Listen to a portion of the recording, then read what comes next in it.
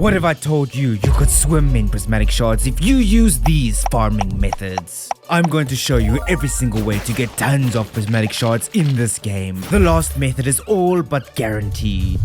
You see, prismatic shards are important. These little magical gems are the keys to move you from the mid-game to the late game. Prismatic shards will push your playthrough to the next level, from getting a galaxy sword which will then allow you to get infinity weapons, to destroying your prismatic shards at the forge to enchant all of your tools and weapons. Some of the enchantments will make such a huge difference that you may start playing the entire game differently. If you're really swimming in these glorious gems of perfection, then you are going to want to trade these in for a single magic rock candy. This sounds like a terrible idea, however magic rock candy is worth enough to sacrifice 3 prismatic shards for. You can drop gems like rubies or amethysts into a Junimo hut to choose the color of your Junimos. Pretty cool, just not as cool as dropping a prismatic shard into a Junimo hut to cause your Junimos to change colors. Look at this, too gosh darn cool, man.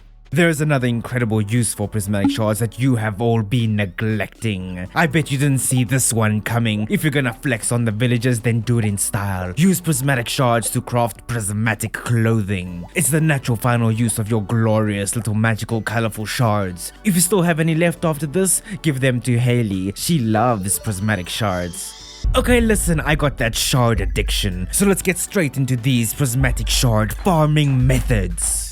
Number 1. The most unreliable method is first. You can indeed get prismatic shards from Omni Geodes. Listen, this is really unreliable. However, you should be cracking tons of Omni Geodes regardless. There are many artifacts and minerals that you need for the museum. There's a gosh darn star drop in it for you if you complete it. So go and farm for some Omni Geodes. Either enchant your hoe with a generous enchantment, use a couple artifact totems in the dig site and get hundreds of Omni Geodes. Or use a burglar ring, some monster musk and dive into the dangerous version of the mines and slay carbon ghosts for 2 guaranteed Omni Geodes each. Either way, get those Omni Geodes, crack them open and enjoy your couple prismatic shards.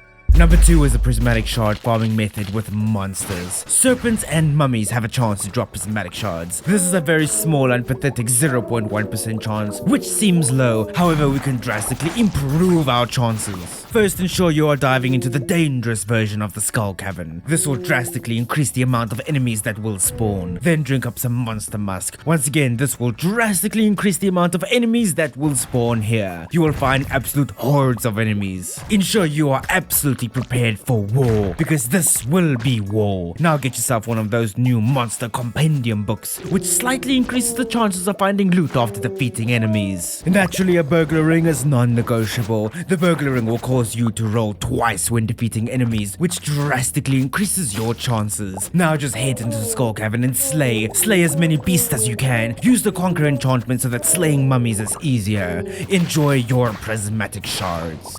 Number 3 is quite similar to Omni Geodes. Golden mystery boxes seem kinda hard to find. Fortunately, regular mystery boxes are effortless to find. You'll find tons of these throughout your playthrough. Never open a regular mystery box at Clint. It's a scam. Instead, trade in those boring regular mystery boxes for golden mystery boxes. These have a very low 0.8% chance to get a prismatic shard. Listen, this method isn't that reliable, but every single prismatic shard is a massive gain in power.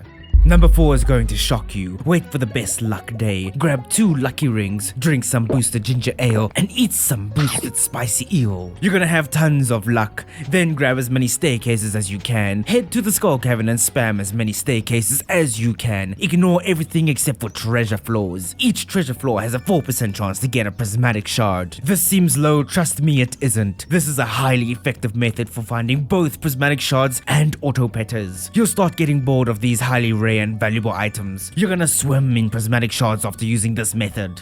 Number 5 is strange, but I had to include it. Before we get to the number 1 best way to absolutely farm and sew in prismatic shards, let me show you the most unreliable way to get them. Wait for the desert festival and head there every single day and just hope and pray that Emily has a stall. She will sell a single prismatic shard for only 500 Kaliko coins. A terribly unreliable way to get a prismatic shard.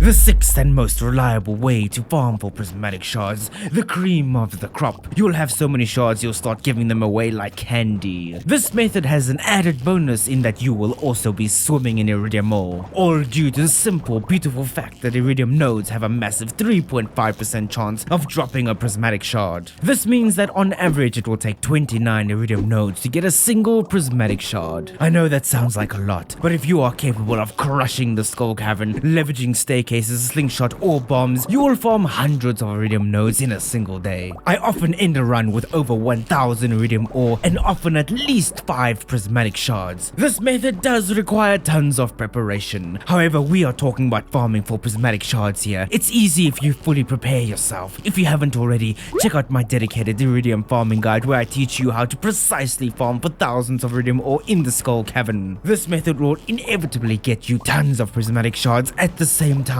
It's that easy.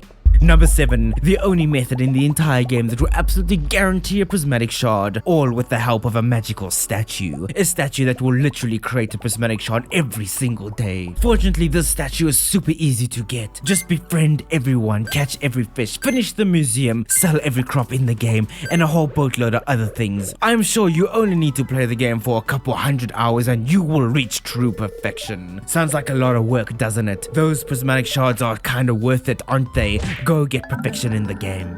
Now that you have tons of prismatic shards all stacked up, check out this video where we learn the most important myths in Stardew Valley. Watch it so you don't accidentally waste your prismatic shards. Thanks for watching, but for now, I will see you in the next video.